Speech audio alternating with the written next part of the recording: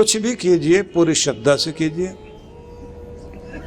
मैं ये नहीं कहता कि आप ऐसा जूते रखकर भूल जाएं, अपना इंतजाम करके बैठिए, क्योंकि जूते भी महंगे हैं आजकल। इंतजाम जरूर करके अपना बैठिए, अपनी चीज़ों को ठीक करके बैठिए। हमारे एक सज्जन थे, ईश्वर चंद नाम था उनका, अहमदाबाद में बड़ी अद्भुत घटना घटी थी। उनका नियम भी बड़ा अद्भुत था। वो तो ट्रेन में भी बैठते थे। उन दिनों ट्रंक होता था, जो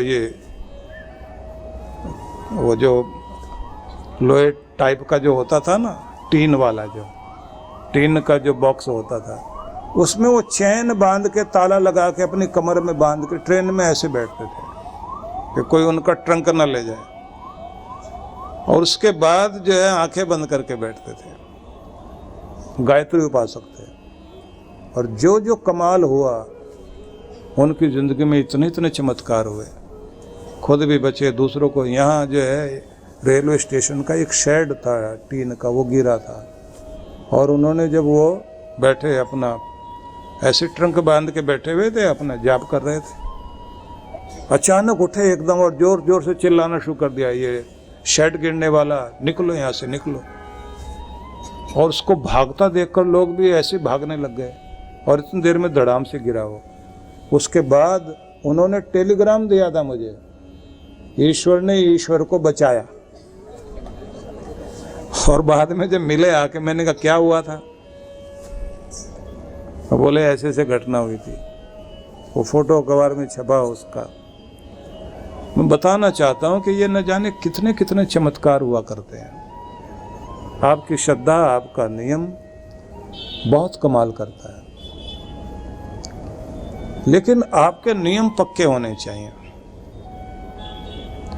और इतने पक्के होने चाहिए, भगवान जो कहते हैं ना, यतन्तश्च दृढ़ व्रता, जो यत्नशील है, दृढ़ व्रता, जिनके संकल्प दृढ़ हों, संकल्प के जो धनी होते हैं, जिनके संकल्प को दुनिया में कोई हिला ना सके।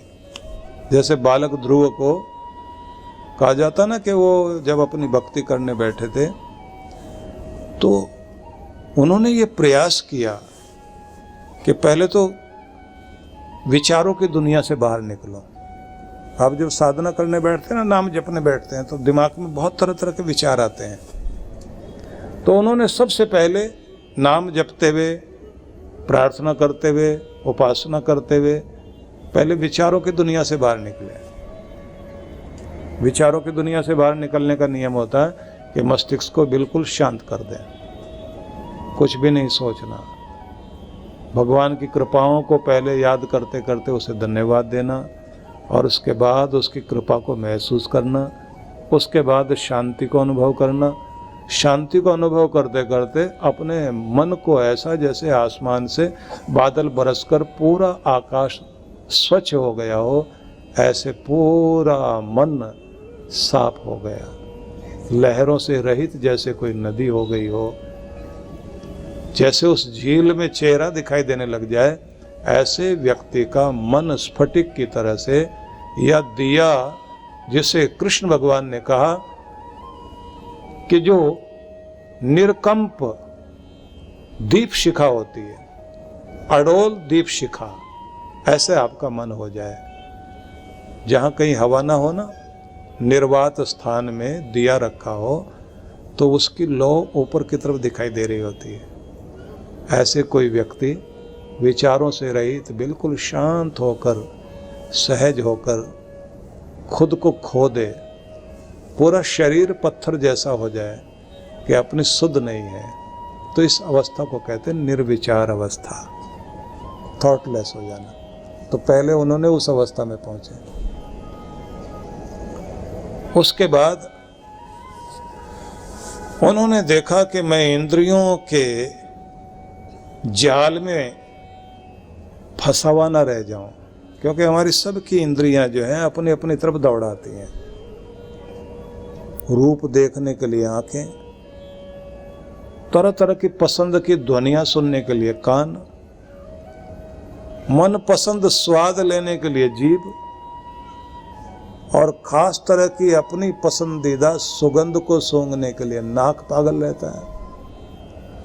और पूरे शरीर में सबसे बड़ी इंद्रिय जो है वो त्वचा है, चमड़ी, स्किन। पूरे शरीर में तो वही फैली हुई है। तो इसलिए स्किन का, त्वचा का जो स्पर्श सुख है वो दुनिया का सबसे बड़ा सुख माना जाता है। उसे लेने के लिए आदमी पागल होता है। तो ये पांचों इंद्रियां व्यक्ति को चारों तरफ दौड़ाती हैं। तो उन्होंने इन इंद्रियों के प्रभाव को, जो व्यक्ति को बेचैन करती, इससे भी बाहर निकले। बालक ध्रुव ने अपनी साधना करते करते इंद्रियातीत अवस्था को प्राप्त कर लिया। न कुछ देखने की चाह, न सुनने की चाह, न चखने की चाह, न सूंघने की, न कोई सुखद स्पर्श की।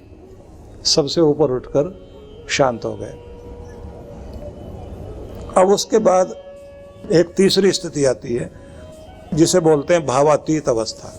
भावनाएं होती हैं, क्योंकि इसके बाद वही चीज शुरू होती है। भावनाओं में ईर्ष्या, द्वेष, बैर, विरोध, प्रेम, लगाव, आसक्ति, वात्सल्य, मोह, ममता, तरह तरह की भावनाएं होती हैं। और ये जो भावनाएं होती हैं, इन भावनाओं को आप अपने शरीर में, चेहरे पर, इनको रात दिन देखते हैं। जो बॉडी लैंग्वेज बोली जाती है ना, वो भावनाओं के आधार पर बनती है। जो दुख में होता है, शोक में होता है, तो मुंह लटका के बैठेगा। चिंतित है आदमी तो माथे पर हाथ रख के बैठेगा। अलग अलग भाव दशाएं होती हैं। इन भावनाओं में बहकर आदमी न जाने क्या क्या कर लेता है। कुछ लोग होते हैं ना, जिनको कुछ छोटी छोटी चीजें घर में बुरी लग रही थी और अचानक फिर कोई घटना घट जाए और किस दिन फिर ऐसी स्थिति हो जाए, सब लोग इग्नोर कर जाएं अनजाने में, और उसे ये लगे कि अब इस घर में मेरी किसी को कद्र नहीं, और लगता है आज अंजल भी खत्म हो गया, अब यहाँ रह के क्या करेंगे या जी के क्या करेंगे। भावना आ गई, घर छोड़ के भाग जाएगा, आत्महत्या कर लेगा, कुछ भी कर लेगा। ये भावनाओं का संसार बहुत बड़ा है। भावनाओं से विचार आते हैं, विचारों से क्रियाएं होती हैं। क्रिया जब एक्शन में आकर आपको दौड़ाती है, गुस्से की भावना से आप मारपीट करने लग जाते हैं, ईर्ष्या द्वेष की भावना में आके न जाने क्या क्या करोगे। तो एक भावनाओं का जगत है और वो इतना बड़ा है। ये जो आपके शरीर की इंडोक्राइन ग्लैंड्स है ना, इन ग्लैंड्स से जो लिक्विड शरीर में जाता है, उससे आपके शरीर में केमिकल रिएक्शन होता है भावनाओं का। उससे फिर आप उसी तरह की स्थिति में आ जाते हैं। और कभी कभी ये ऐसा होता है कि जो आपकी रिजर्व फोर्स होती है ना शरीर के अंदर की, जो एक आंतरिक जमा शक्ति होती है, कभी कभी आप उसको इस्तेमाल करते हैं, या तो भयंकर क्रोध में 4 आदमियों को उठा के फेंक देगा गुस्से में आके आदमी। लोग कहेंगे इतनी ताकत आ गई इसको। वो रिजर्व फोर्स को इस्तेमाल करता है उसमें, भावना में आके। किसी की बात बुरी लग गई, पूरे शरीर के अंदर उस तरह की भावनाएं काम करने लग जाती हैं। या फिर किसी चीज को देखते ही आप जो है इतने भावुक हो जाते हैं, रोने लग जाएंगे। जैसे महिलाएं करती हैं सीरियल वीरियल देखने के लिए, कुछ तो छोटा सा रुमाल लेके बैठती, कुछ तौलिया लेके बैठती हैं, वो देखती रहेंगी, रोती रहेंगी। और जबकि वहां तो पता है उनको कि नाटक है, नकली चीज है, ना कोई मरा ना कुछ बिगड़ा किसी का, एक नाटक ही तो देख रहे हैं। उसके बाद भी इतना रोएंगे बैठ के। उसके बाद भी कुछ महिलाओं को तो देखा वो प्रार्थना करने जाती हैं, भगवान इनका कल भला कर देना, काम बनवा देना इनका। ये भावनाएं हैं जो आपको दौड़ाती है ना। तो उन्होंने साधना करते करते भावनाओं से भी आगे जाने की कोशिश की। इसको भावातीत ध्यान बोलते हैं। एक तो थॉटलेस होकर ध्यान अवस्था आती है ना, ध्यानम निर्विषय मन, निर्विषय हो जाना मन का, थॉटलेस हो जाना। तो विचारों की दुनिया से बाहर निकले, इंद्रियों की दुनिया से बाहर निकले, फिर भावनाओं की दुनिया से बाहर निकले। और छोटी सी आयु में साधना करने गए थे वो जंगल में। और जंगल में ऐसे नहीं, वो सुनने में तो बहुत अच्छा लगता है, जंगल में मक्खी मच्छर सांप बिच्छू शेर चीते, गर्म मौसम ठंडा मौसम, दुनिया भर की मुसीबतें, और कोई खाने को देने वाला नहीं वहाँ, चोर डाकू से लेकर पूरी दुनिया का भय वहाँ। ऐसे में जाके कोई साधना करे आसान है क्या? अब ये सब करते करते जब वो भावातीत अवस्था में पहुंच गए तो उसके बाद उन्हें लगा कि कहीं मेरे अंदर रहा हुआ कोई विकार फिर से मुझे दुनिया में ना लौटा लाए, फिर से वैसा ना बना दे। तो उसके बाद उन्होंने अन्न से शुरुआत की। पहले धीरे धीरे अन्न कम किया, फिर उसके बाद अन्न छोड़ दिया, फलों से साधना शुरू की, फिर फल भी छोड़ दिए, फिर शाख पात खा करके साधना शुरू की, उसको भी छोड़ा, फिर फलों का सब्जियों का इनका जो है जूस बस उतना ही लिया और उससे साधना की। करते करते पानी पर आ गए और पानी से भी चलते चलते कुछ समय तक उन्होंने साधना फिर जो है केवल प्राण वायु के द्वारा ही श्वास लेकर उसी अवस्था में जब कुछ भी नहीं खा रहे हैं, केवल पवनहारी बन गए, वो पवन का ही आहार कर रहे हैं, उस समय में उनको जो है भगवान के दर्शन हुए। और उस बालक को ध्रुव तो कहा ही जाता है, लेकिन ये भी कहा गया कि तुम्हारी भक्ति ध्रुव हो गई। और मजे की बात ये कि भारत के एक नक्षत्र का नाम ध्रुव के नाम पर रखा गया, ध्रुव तारा। और सारे पानी में समुद्र में जाने वाले जहाजों में, जो पानी के जहाज में बैठकर जाते थे यात्री या नाविक लोग जाते थे, तो उस समय कंपास तो होता नहीं था। ध्रुव तारे को ध्यान में रख करके वो दिशा निर्धारित करते थे। और कंपास में भी अगर आप देखें तो वहां भी यही चीज ढूंढी गई, क्योंकि वो नॉर्थ में रहता ना ध्रुव तारा, तो आपके कंपास की सुई भी जो है वो नॉर्थ की साइड को ही सबसे पहले दर्शाती है, वो उधर ही रहती है। तो वो स्टार बन गया आपका ध्रुव तारा। उसी को मानकर ये कहा जाता है कि किसी ने अगर अपने जीवन में भक्ति करनी है, संकल्प दृढ़ करना है, तो ध्रुव भक्त को याद करो तो आपका संकल्प पूरा होगा। तो भगवान श्री कृष्ण ने यह संदेश दिया कि तुम्हारी भक्ति, तुम्हारा जाप निरंतर का हो, नियम पूर्वक हो। और इस यत्न में, इस प्रयत्न में, इस प्रयास में, इस अभ्यास में महत्वपूर्ण चीज है दृढ़ व्रतः, दृढ़ संकल्पी होना, कि तुम्हारे संकल्प को दुनिया में कोई तोड़ ना पाए। किसी व्यक्ति को पूछा जाए ना कि भाई तुमने वैष्णो देवी की मन्नत मानी हो और वो तुम्हारी पूरी हो गई हो, अब तुम प्रणाम करने के लिए जाना चाहते हो, तो कैसे जाओगे? तो व्यक्ति कहेगा ना, मैं तो अपने पूरे परिवार को तैयार करके और रेल का टिकट करा के जम्मू तक पहुंचूंगा, वहां से फिर आगे गाड़ी वाड़ी लेके जाएंगे। तो कोई कहे कि आपको ट्रेन का टिकट भी मिल गया और आप चल भी पड़े और रास्ते में ट्रैफिक जाम होने के कारण आपकी ट्रेन छूट जाए, तब बोले तब कोशिश करेंगे कोई टैक्सी वैक्सी कर ली जाए। बोले अगर वो टैक्सी की भी हड़ताल हो उस दिन, तो कि बसें तो चली रही होंगी ना, उसमें बैठ के जाएंगे। बोले जाओगे या सोचोगे आज तो दिन ही खराब है, ये मुहूर्त सही नहीं है। बोले मेरी मन्नत पूरी की है उन्होंने, सारी बाधाओं को पार करके, सारी रुकावटें मेरी हटा दी, तो मुझे भी दर्शन करने के लिए जाना है, तो सारी रुकावटों को पार करके पहुंचूंगा। तो कोई कहे कि अगर तुम बस में बैठ गए और बस के भी टायर वायर फट गए आगे, तो बोले तब भी कुछ भी रास्ता निकालूंगा, लेकिन पहुंचूंगा।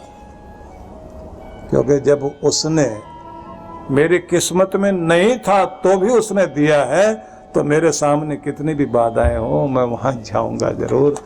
ये दृढ़ संकल्प है कि मैंने पहुंचना है।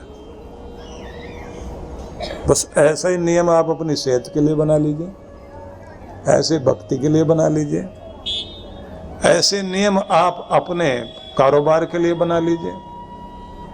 जहां भी ये नियम आपके बन गए, वो नियम आपको उतना सफल कर देंगे जितने की कल्पना भी आपने नहीं की। और अगर आपके संकल्पों में कमी है तो फिर आप उतने ही हिसाब से चलोगे।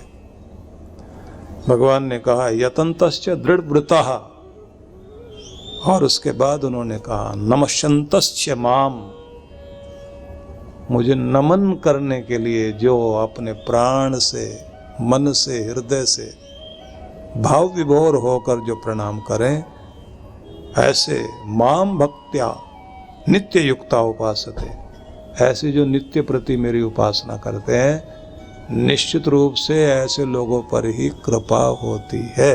तो आप पर भी कृपा होगी। तो इसलिए आज जो मैंने आपको बताया, इसे कहा जाता है जप योग। इस जप योग में जब आप आगे बढ़ने लग जाते हैं तो इसमें का भी एक और नियम माना गया है कि अगर भक्ति में सफलता नहीं मिल पा रही हो तो बीच बीच में गुरु पूजन, गुरु ध्यान करते चले जाएं। अगर आपके काम में बरकत न पड़ रही हो तो बार बार गुरु के दर्शन करें, गुरु के शरण में जाएं, गुरु मंत्र का जाप करें और आशीर्वाद मांगे। क्योंकि जब देवता प्रसन्न नहीं हो पा रहे हो, भाग्य भी काम नहीं कर पा रहा हो, तब कहते हैं सारी मदद अपने घर का सबसे बड़ा प्रमुख गुरु को माना जाता है। क्योंकि ये कहा जाता है ना कि जब आपकी ताकत कहाँ है, आपकी ताकत जो है आपके शरीर में है, आपके प्राणों में है, आपके मन में है, आपकी बुद्धि में है, आपकी आत्मा में, इन सब का इस्तेमाल करो। और अगर इतने से भी बात ना बनती हो तो कहते हैं फिर तुम्हारी ताकत तुम्हारे रिश्ते हैं। कौन? माता पिता, बंधु, सखा, अपने सारे लोग, और वो भी पूरा इस्तेमाल कर लो और फिर भी बात ना बने तो बोले फिर सबसे बड़ा रिश्तेदार गुरु है, फिर उसकी ताकत भी लगाओ, तब जाकर तुम्हारे ऊपर कृपा होती है। और गुरु कृपा जब होती है तो कभी कभी आपको ऐसी जगह भगवान दिला देता है, गुरु कृपा दिला देती है जिसका आपने कभी सोचा नहीं था, लेकिन वहाँ के वफादार बनकर, क्योंकि बिना वफादारी के आपके पास कोई चीज टिकेगी नहीं। गुरु के भी वफादार रहिए और जिससे भी आपकी रोजी रोटी चलती हो, कहीं भी धोखाधड़ी, बेईमानी की तरफ मत जाना। क्योंकि बेईमानी एक बार तो फलती दिखाई देती है और उसके बाद वो जड़ से खत्म हो जाती है, सब खत्म कर देती है। और सच्चाई, अच्छाई की जड़ें धीरे धीरे जमती हैं। वफादारी और निष्ठा से करोगे तो जड़ें पाताल तक चली जाएंगी, आपकी पीढ़ियां तक हरी भरी रहेंगी, ये ध्यान रख लेना। तो कल आप एक डायरी अपनी जरूर बनाइए। ये बिल्कुल उसी तरह की डायरी होनी चाहिए जैसे आपका मार्च एंड में हिसाब किताब होता है ना, तो बही खाता चाहिए आपका। क्योंकि साल के एंड में आपका हिसाब किताब गवर्नमेंट लेती है, और बड़ी गवर्नमेंट भी हिसाब किताब तो लेगी। उसके यहाँ भी गुप्ता जी बैठे हुए, चित्रगुप्त हिसाब लिख रहे हैं। गुप्ता जी उनके पास भी हैं, वही है उनके पास, सारा लेखा जोखा आपका वहाँ है। जब आपसे सवाल किए जाएंगे तो आपके पास भी तो अपनी एक डायरी होनी चाहिए ना, जिसमें आप अपनी तैयारी करके जाएं। और जब आप तैयारी कर लेंगे तो तैयारी में क्या करना है, रोज का रोज लिखना शुरू कर दीजिए। कितने पुण्य, कितना धर्म कर्म, कितना जप, कितनी सेवा, कितना दान, कितने तीर्थ और कितना सद्गुरु का दर्शन किया, कितना समय भगवान के लिए बिताया और कितना व्यर्थ में बिताया, और कितना समय हमने अपनी ड्यूटीज को पूरा करने के लिए बिताया। क्योंकि आपको कर्ज भी तो उतारने हैं ना, सबके पास माता का, पिता का, गुरु का, पूर्वजों का, सबका कर्जा है। यहाँ तक कि अगर आप किसी पार्क के पास से भी गुजरे तो वहाँ से आती हुई सुगंध हवा, जिसने वो पौधे उगाए हैं उसका भी कर्जा आप पर है। जिसने ये पेड़ पौधे लगाए इतने सारे और उनसे जो ऑक्सीजन आपको मिल रही है, ऑक्सीजन छोटी सी बात नहीं है, ये ध्यान रख लेना। भगवान तो वही हैं, पहाड़ों में भी वही हैं और यहाँ मैदानों में भी वही भगवान है। सब जगह तो वही एक शक्ति है ना। लेकिन जहाँ पेड़ पौधे नहीं, बस वहाँ सांस लेना मुश्किल। भगवान भी कहते हैं कि हरियाली करो ना, इस धरती माता को एक ही चुनरी चढ़ाओ, इसके सिर पर हरियाली की चुनर होनी चाहिए। तो भगवान कहते हैं तुमने इसकी लाज रखी है, मैं तुम्हारी लाज रखूंगा, ये काम जरूर करो। हरियाली की चुनर जब आप उड़ाते हैं तो आसमान से अभिषेक करने के लिए बादल आते हैं, और बादलों से जो वर्षा होती है तो वो वर्षा ही नहीं है, उससे जीवन, अन्न, धन सब बरसता है। और उस अन्न धन से आपकी जिंदगी धन्य होती है। और जब आप देवताओं को प्रकोपित कर देते हैं, पवन देव प्रकोपित हो गए, वायु प्रदूषण हुआ, वरुण देव कुपित हो गए क्योंकि आपने जल को भी शुद्ध नहीं रहने दिया। और जब धरती माँ भी कुपित हो गई क्योंकि इसमें आपने रासायनिक पदार्थ डाल डालकर ऐसा यूरिया, ऐसा पोटास, ऐसा खाद डाला जो आपकी जमीन को भी खराब कर रहा है, तो फिर सब्जियों में भी, मतलब जमीन जो आपको उगा के देती है उसी से तो शरीर बनता है आपका। आप तो 1 किलो के 1.5 किलो के पैदा हुए थे, अब आप अगर 100 किलो के हो गए तो क्या खाया? इस मिट्टी को ही तो खाया, मतलब मिट्टी से जो उगता है वही तो खा के 100 किलो के हुए हैं। तो अगर इसमें भी आपने वो रासायनिक चीजें खा ली, जो आपने विषैला पदार्थ खाया, तो फिर शरीर में रोग। तो पवन देव कुपित, वरुण देव कुपित, फिर पृथ्वी देवता, इसको कुपित कर दिया, आकाश को भी आपने गड़बड़ कर दिया, और उसके बाद अग्निदेव। ये जो इतने सारे आप चला रहे हैं ना, घर में फ्रीजर से लेकर के रेफ्रिजरेटर और आपका जो ये एसी, तो उसका परिणाम ये है कि एक ब्रह्म कवच बना हुआ ऊपर, ओजोन की परत। उस ओजोन की परत से सूरज की किरणें छनकर आप तक पहुंचती हैं, जो आपको जीवनी शक्ति देती हैं। अब उसमें भी छेद हो गया, तो जहां जहां ज्यादा छेद हैं, चाहे ऑस्ट्रेलिया या अन्य कुछ देश हैं, तो वहां पर आती हुई सूरज की सीधी किरणें स्किन कैंसर दे रही हैं, तो देवता नाराज हो गए। तो कहा कि इस पृथ्वी के सृष्टि चक्र को बिगाड़िए नहीं। आप हर दिन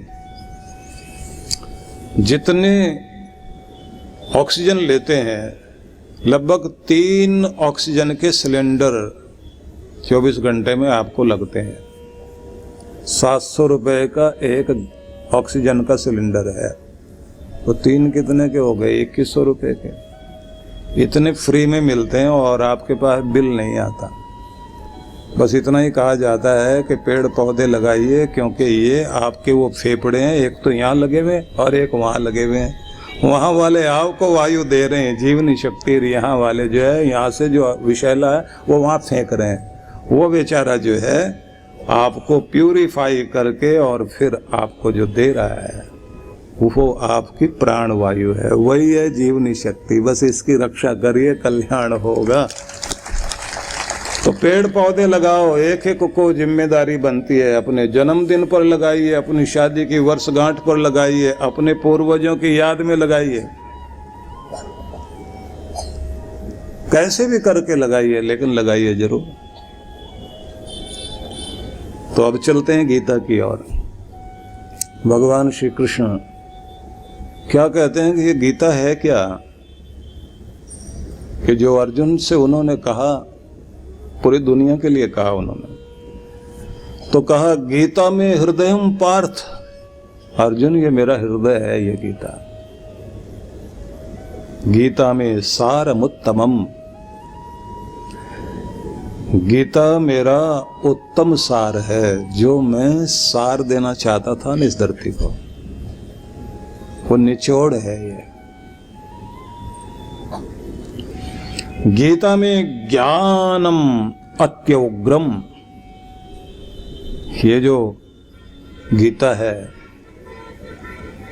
ऊंचे से ऊंचा ज्ञान गीता है। गीता में ज्ञानम अव्ययम, और अर्जुन ऐसा जानो जो सदा रहने वाला ज्ञान है, वो इस दुनिया में जो मैंने दिया वो ये गीता ही है। इसी से इंसान का कल्याण होगा।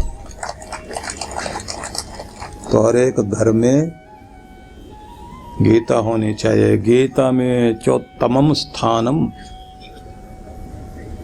गीता मेरा श्रेष्ठ निवास स्थान है। गीता में परमम पदम, ये सबसे ऊंचा पद है, इसे प्राप्त कर लो।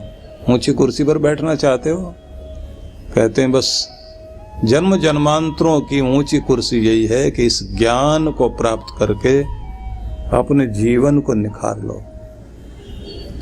गीता में परमम गुह्यम, ये परम रहस्य मैंने गीता में दिया। गीता में परमो गुरु, गुरु जो सद्ज्ञान देता है वो सद्ज्ञान मैंने गीता के माध्यम से दिया है। तो गुरु के माध्यम से कुछ सुन सकते हो तो गीता को ही सुनो, जिससे तुम्हारा कल्याण हो सके। तो इसलिए गीता अपने पास रखिए। और यहाँ तक कह दिया व्यास ऋषि ने तो, गीता सुगीता कर्तव्या किमन्यी शास्त्र विस्तरई, इसी का गान करो गीता का, और कोई शास्त्र का विस्तार चर्चा करने से कल्याण नहीं होगा, क्योंकि ये नारायण भगवान मतलब कृष्ण भगवान के मुख से प्रकट हुआ महान संदेश है। इसलिए चाहे आप कोई भी कथा सुनते हो, भगवान श्री कृष्ण कहते हैं कि जो कुछ मैंने गीता में कह दिया है उससे बढ़कर दुनिया में कुछ भी नहीं है। इसलिए सुनने लायक अगर कुछ है तो केवल मात्र गीता है। इसी को सुनो, मन में बैठाओ, हृदय में बैठाओ और इससे अपना कल्याण करो। तो आप समझ सकते हैं कि ये कितना महत्वपूर्ण ग्रंथ है। और इसके गीता के 18 अध्याय है, तो 18 ही गीता के नाम भी हैं। 18 इसलिए क्योंकि 1 और 8 दोनों को मिला दें तो ये 9 बन जाता, और 9 जो है वो नए को कहते हैं।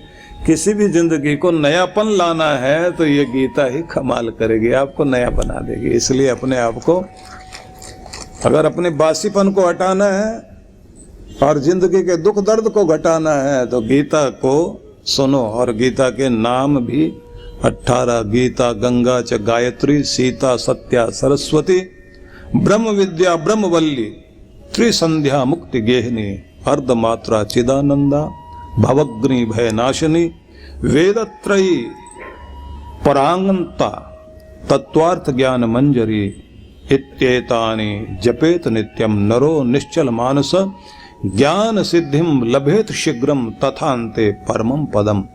कि इन 18 नामों को कोई पढ़े, जाने, समझे तो उसका कल्याण होगा। तो इसलिए परमात्मा के नाम को महत्व दें, क्योंकि हरि सम जग में कछु वस्तु नहीं, प्रेम पंथ सम पंथ, सदगुरु सम सज्जन नहीं, गीता सम नहीं ग्रंथ। का दुनिया में सबसे ज्यादा हितकारी अगर कोई है तो सदगुरु है, और सारी दुनिया में सबसे उत्तम सुपाच्य ज्ञान देने वाला ग्रंथ कोई है तो गीता है। और सारे पंथ सबसे महत्वपूर्ण हो सकते हैं, लेकिन प्रेम का पंथ वही मार्ग दुनिया में सबसे अच्छा पंथ है। और जिह्वा पर कोई और चीज आए ना आए, भगवान का नाम आ जाए तो बस वही नाम आपका कल्याण करेगा। इसलिए प्रभु के नाम से जुड़ जाना सबके लिए आवश्यक है, क्योंकि यह नाम आपको चिंताओं से मुक्त करता है।